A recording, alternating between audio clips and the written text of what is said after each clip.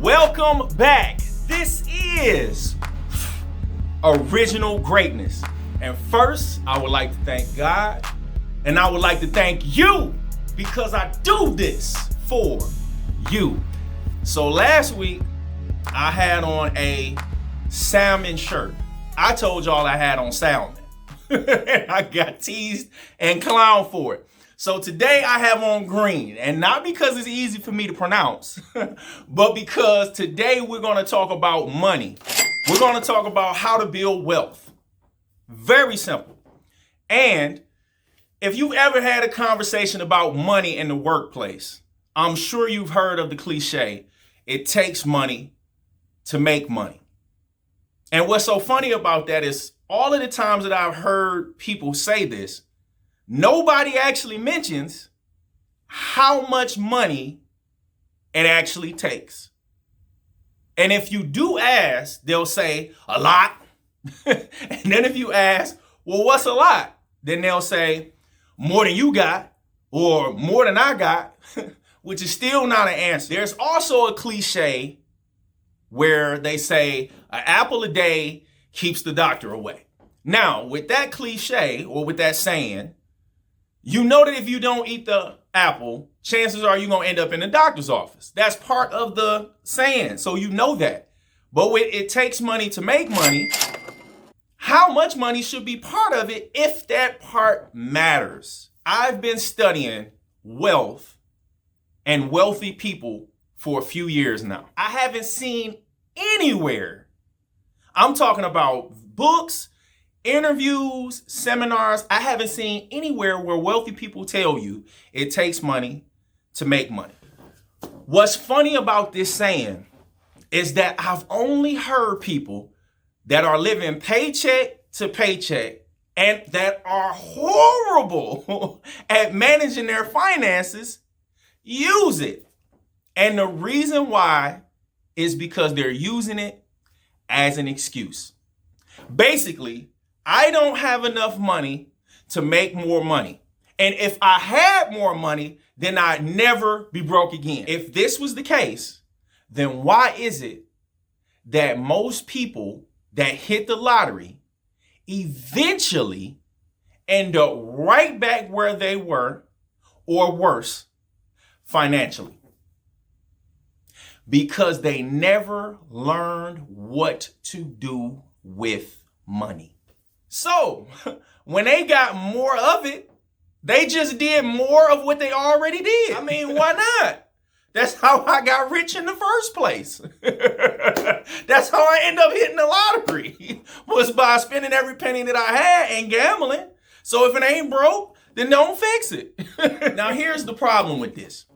If you didn't know how to read, or if you don't know how to read, and I give you a bunch of books, that does not make you an excellent reader. Your level of reading is exactly the same as it was before and after I gave you a bunch of books. So first, you would have to put the work in to actually learn how to read. Before one book, before one out of all of those books I gave you could actually do you any good. And it's the exact same thing with money.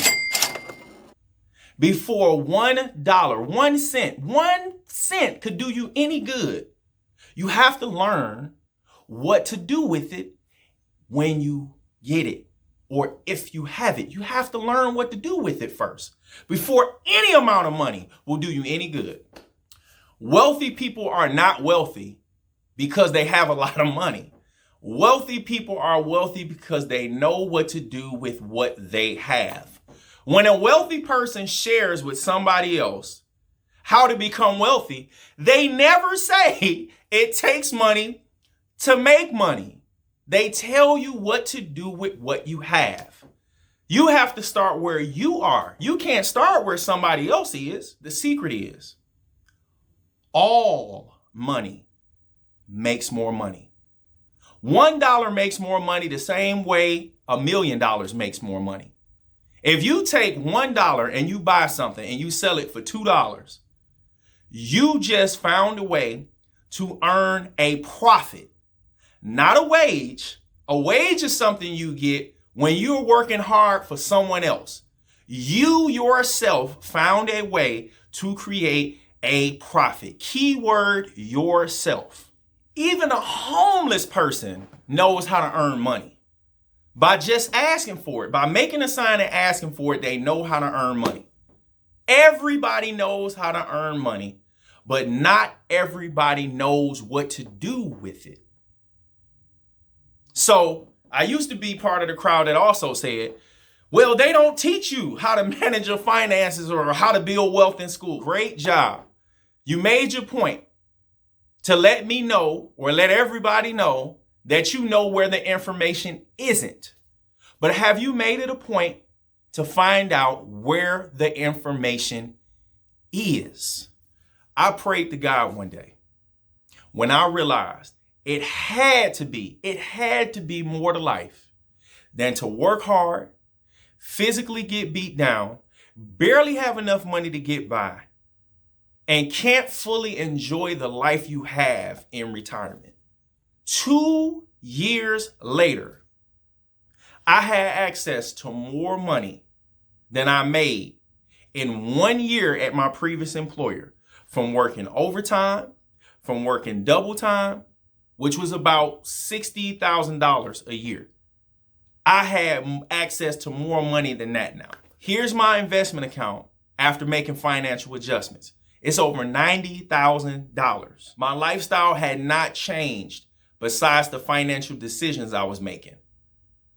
God answered my prayers by telling me, learn how to make what you have work for you. The Richest Man in Babylon. I discovered this book from my virtual mentor, Rohn.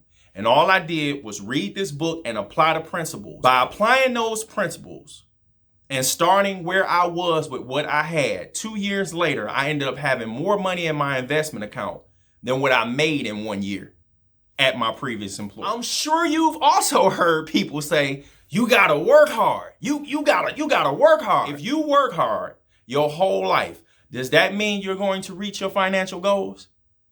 Absolutely not. I know people that have worked hard their whole life and died before they even seen retirement.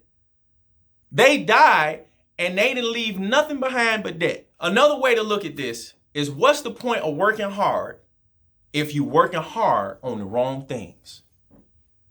It had to be the wrong thing you was working hard on if you was working hard and you don't have nothing to show for it at the end of your life. Financially. Like, what did you accomplish financially? You died broke.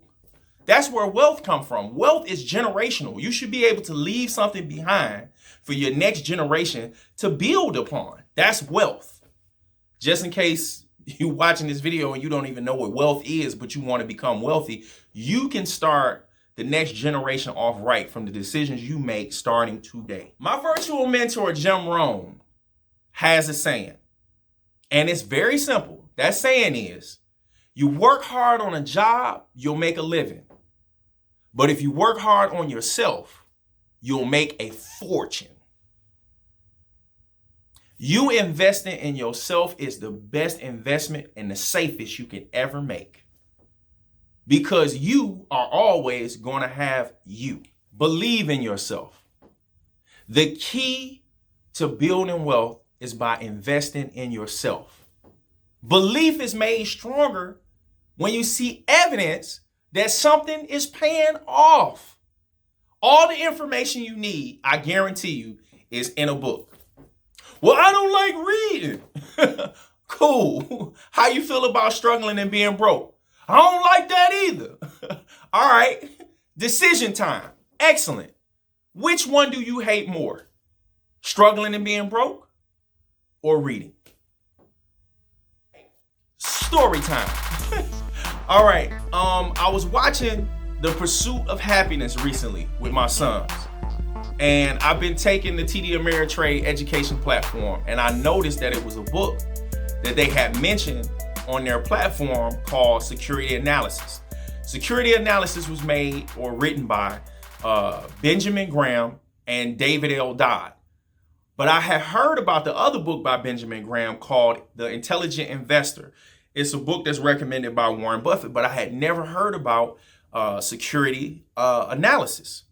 So I ended up ordering the book. And what was crazy about it is when I ordered the book on Amazon, it only had like 3 reviews. But based off the research I was doing, this was a very important book for you to read and know to be a successful investor. I'm like, wow, I've never heard anybody mentioning this specific book. So as we were watching The Pursuit of Happiness, there's a scene in the movie where Will Smith is in a room full of the interns, and the guy giving the classes is passing a book out.